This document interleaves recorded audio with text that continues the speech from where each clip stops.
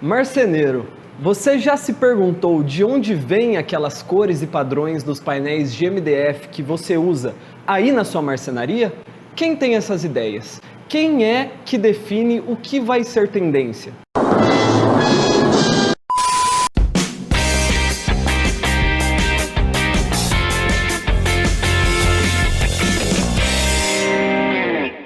Eu sou o César e faço parte do time do QG do Camaleão. E neste vídeo nós vamos mergulhar de cabeça no universo dos painéis de MDF. Isso porque entender a necessidade do cliente final e também as tendências do mundo moveleiro é essencial. Cada detalhe é importante na hora de criar uma coleção única. Sabe o branco TX, o frejó, o grafite ou o antiqua? Eles são clássicos e são campeões de venda. Mas você sabe o porquê? Era a pergunta que eu queria saber a resposta, né? Até para poder lançar padrões que sempre são sucesso. Claro que a gente vê uma certa constância nessa questão dos padrões que são sucesso. A temporalidade dos padrões, aqueles padrões que te remetem a uma coisa mais natural, eles acabam vendendo mais, né? Madeirados medianos sempre são uma aposta mais certeira, acaba compondo muito bem com todos os espaços. Madeirados escuros, ele só tende a ter um pouco mais de receio de utilizar, com medo de deixar o ambiente menor ou um ambiente mais pesado. Então a gente consegue antecipar alguns comportamentos do padrão. Tudo começa com uma ideia. Os designers buscam referências e inspirações nas tendências do mercado. Estão sempre atentos a tudo que acontece ao redor do mundo. A gente que acha que a gente dorme, sonha e acorda com uma ideia, né? Infelizmente não é assim. Tudo sempre parte da pesquisa, né? A nossa base de tudo é a pesquisa. Tem uma plataforma que a gente assina, que é a WGSN, ela é conhecida mundialmente, que fala sobre comportamento de consumo, traz um pouquinho de tendência. A gente vê o que o mercado já tem, quais as possibilidades. E eu não estou dizendo só o mercado de painel. Eu procuro seguir as últimas referências nas feiras internacionais, buscar também referências no setor da moda, do automobilismo, no lifestyle, o que está acontecendo no mundo nesse momento. O mercado cerâmico também é um mercado bem rico, então eles são aliados bem importantes, até porque assim, a cerâmica ela vai conviver diretamente com o nosso produto, né? As tintas, hoje a gente tem aí referências mundiais como a Coloro e a Pantone, mas as tintas também de parede, tem nomes e marcas muito importantes aqui no Brasil. E aí, a partir de todo esse apanhado de informações, definir algumas referências que fazem sentido para o nosso mercado local. Pensar, será que essa tendência de fato vai funcionar aqui no Brasil? A tendência ela tem muito a ver com as questões culturais, com as questões econômicas também. A gente tem um país que é continental, então assim, os costumes do Rio Grande do Sul são bem diferentes dos costumes do Pará, por exemplo. Eu acho que essa informação é bem importante. Você vê o que está acontecendo no mundo, mas você traduz isso para a sua necessidade e para o seu mercado local. Você deve estar se perguntando, quem são as pessoas-chave para desenvolver um lançamento? Tem muitas pessoas envolvidas nesse processo, mas eu destacaria o impressor e os designers. Eles são os responsáveis por transformar a ideia em um projeto. Mas calma! Primeiro precisamos entender quem são os impressores, afinal, eles são parte fundamental deste processo. Os impressores são as empresas que produzem o papel decorativo, que é uma fina película que vai ser colocada em cima da chapa depois de um processo industrial. E aí que ela tem a característica da pedra, da madeira, o fantasia ou qualquer outra característica que o setor esteja buscando. Eles têm já equipes formadas, designers, trabalham com estúdio de design e desenvolvem o que há de mais novo no mercado, buscando atender às necessidades do setor moveleiro. Os fornecedores de chapa também desenvolvem os seus próprios padrões. Eles normalmente fazem um briefing de acordo com a necessidade no seu portfólio, na sua linha, na sua coleção e apresentam para as indústrias de papel decorativo, para os impressores. Através desse estudo é feita em parceria uma seleção dos melhores desenhos que há no mercado.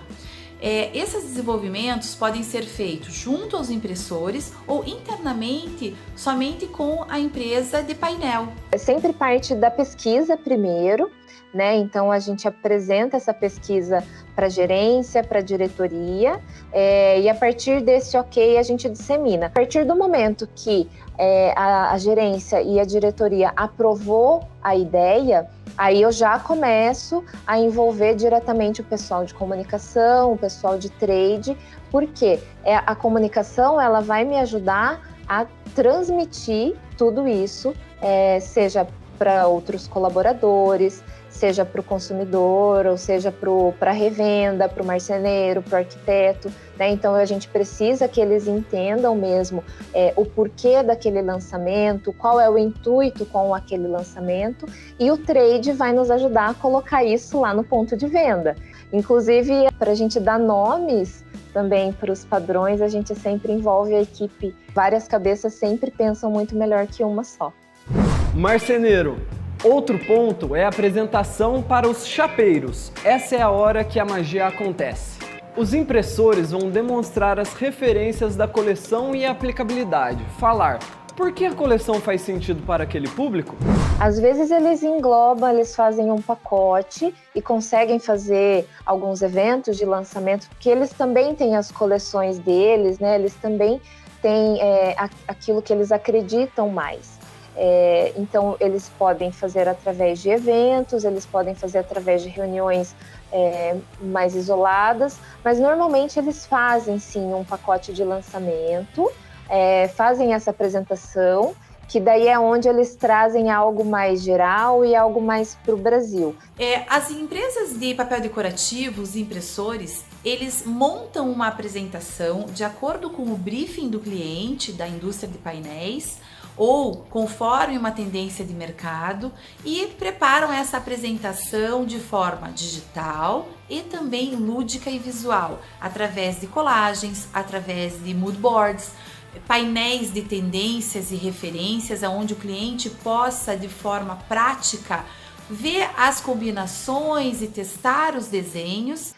E não, às vezes não só as imagens dos padrões aplicados, até porque são padrões assim que eles não existem ainda, né? Eles estão fazendo uma aposta sobre aquilo. E aí eles trazem muitas imagens desses padrões, muitos vídeos também para ilustrar o conceito disso tudo, né? Às vezes eles querem passar não a imagem em si, mas eles querem passar uma atmosfera do que aquilo vai representar.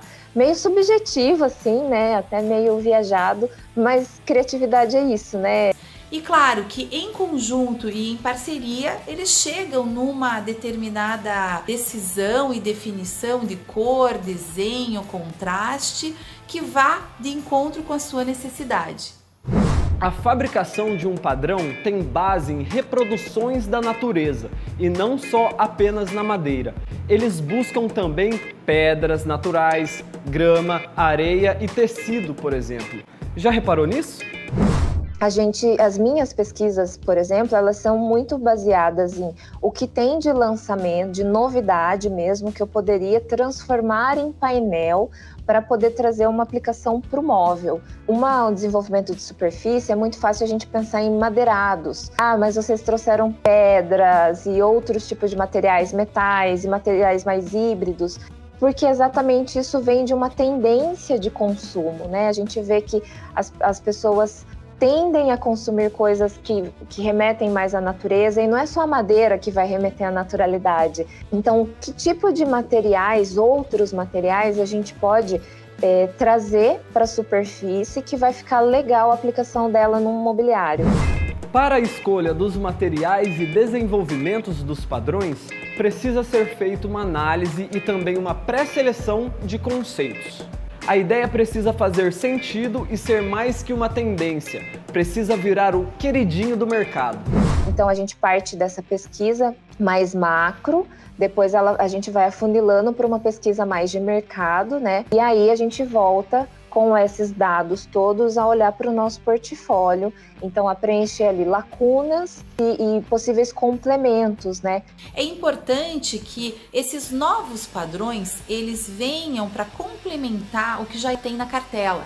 Então, por exemplo, não adianta nada eu vir com ideias mirabolantes sem que eu tenha um complemento, um padrão unicolor, um madeirado. Claro que assim, é muito difícil a gente ter tudo combina com tudo, né? É uma ilusão até a gente pensar dessa forma, mas a gente precisa sempre analisar o que a maioria vai combinar. Eu acho muito difícil um produtor de painel pensar isoladamente e falar assim, eu lancei esse padrão, só que ele não combina com mais nada. Então, como que faz? É difícil a gente ter um ambiente apenas com uma cor. Então, no mínimo, eu tenho a interferência do meu painel, do meu piso e da cor da minha parede. Então, eu não posso pensar isoladamente. Sempre que for pensar numa nova coleção, tem que olhar o todo, olhar o que você já tem em linha, olhar o que tem no mercado, que esses novos padrões sejam de fácil acesso e de fácil aplicação. Não existe uma quantidade específica de padrões a serem lançados. Isso depende de vários fatores, como o tamanho do portfólio atual, quantos padrões sairão de linha naquele ano e quais são as oportunidades de mercado. Em geral, os fabricantes definem os padrões que vão compor a sua nova coleção a partir de 3 categorias. Padrões eye-catchers, que são os destaques, inovações ou novidades. Os comerciais, compostos por madeiras mais elegantes, tecidos e pedras naturais. E os padrões de alto volume, que são os clássicos, mais lineares e com estruturas mais suaves. E esse trabalho todo é longo, viu? Um lançamento leva de 6 a 12 meses para ficar pronto para ser lançado no mercado.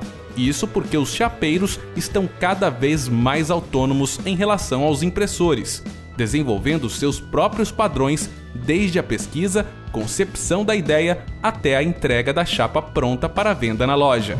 Esse desenvolvimento, quando é do comecinho, que a gente tem que procurar pela peça original, para fazer o escaneamento, para depois, né, fazer a separação do desenho, toda a parte técnica envolvida é essa parte, o seu processo de criação maior. Quando eu falei que cada passo é importante, é disso que eu tô falando. Todo o processo, desde a ideia inicial, criação da coleção e produção do chapeiro, é necessária para que você possa criar projetos lindos. A gente tem momentos, né? A gente tem o momento da reação do arquiteto e do marceneiro do primeiro contato com aquele produto. E depois a gente tem o momento de ver esse padrão transformado em ambiente. Eu lembro no lançamento da linha Magma, na Formobile de 2018, e aí eu explicando o padrão lá, de onde surgiu, do porquê, e aí vários marceneiros me perguntaram, mas e qual serra que eu uso para cortar esse padrão? Eu falei, a serra que você vai usar para cortar o MDF normal, né? Ele falou, mas moça, não pode não, porque isso daqui é uma pedra, você tá me enganando. Então isso é muito legal, né? Você atingiu o objetivo que era mesmo que o padrão ficasse o mais real possível. Marceneiro, me conta, gostou de entender um pouco mais sobre como os padrões que você utiliza aí na sua marcenaria são criados? Se tiver mais dúvidas, é só deixar aqui nos comentários que te ajudamos. Ah, e já se inscreve aqui no nosso canal e ativa o sininho para não perder nada. Tem muitos vídeos sobre o universo da marcenaria chegando toda semana. Nos vemos no próximo. Até mais!